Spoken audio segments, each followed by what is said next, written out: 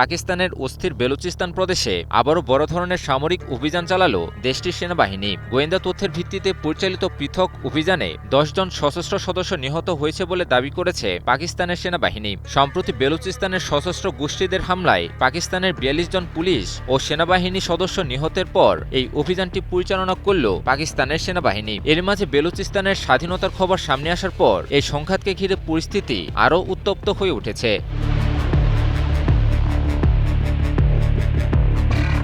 পাকিস্তানের সেনাবাহিনী জানিয়েছে, গত ৪৮ ঘণ্টায় সুরাব ও মাস্তুং জেলায় অভিযান চালানো হয়। পাকিস্তানের সেনাবাহিনীর দাবি অনুযায়ী সুরাবে ৭ জন এবং মাস্তুংয়ে ৩ জন নিহত হয়েছেন। এছাড়া অভিযানের সময় বিস্ফোরক, অস্ত্র ও অন্যান্য সামরিক সরঞ্জাম জব্দ করা হয়েছে। সৌদি আরব ভিত্তিক সংবাদ মাধ্যম আরব নিউজ এক প্রতিবেদনে জানিয়েছে এই খবর।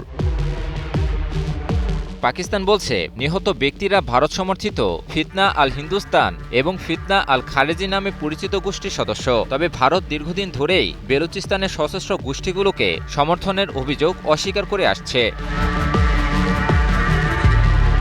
গত ৫ জুলাই বেলুচিস্তানে অপারেশন সাবান শুরুর পর থেকে এ পর্যন্ত বিভিন্ন সশস্ত্র গোষ্ঠীর মোট ১৩৯ জন সদস্য নিহত হয়েছে বলে দাবি করেছে পাকিস্তানের সামরিক বাহিনী। দেশটির সেনাবাহিনীর ভাষ্য, প্রদেশটিতে অবশিষ্ট সশস্ত্র গোষ্ঠী ও তাদের অবকাঠামো সম্পূর্ণভাবে ধ্বংস না হওয়া পর্যন্ত এ অভিযান অব্যাহত থাকবে।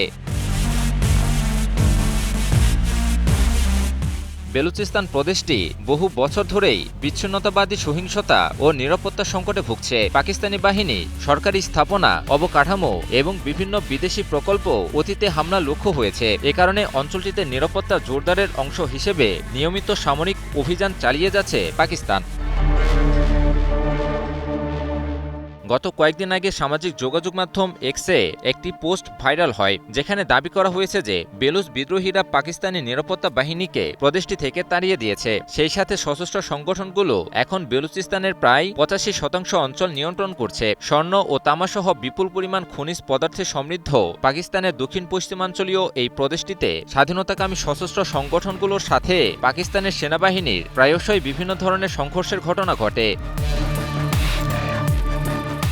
সম্প্রতি মীর ইয়ার বেলুচ নামে যুক্তরাষ্ট্রে বসবাসকারী একজন বেলুচ মানবাধিকার ও রাজনৈতিক কর্মী এক্সে দেওয়া একটি পোস্টে দাবি করেন, বেলুচিস্তানের মানুষ রাস্তায় নেমে এসেছে এবং পাকিস্তান সরকারের বিরুদ্ধে বিভিন্ন ধরনের স্লোগান দিচ্ছে। তিনি ভারতসহ বিশ্ব সম্প্রদায়কে বেলুচিস্তানের স্বাধীনতাকে স্বীকৃতি দেওয়ার জন্য আহ্বান জানান।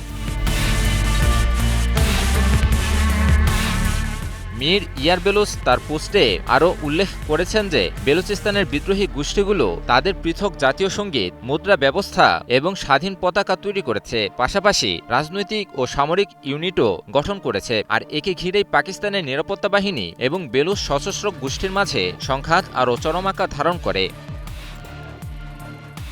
ইমন আলী, নিউজ 24।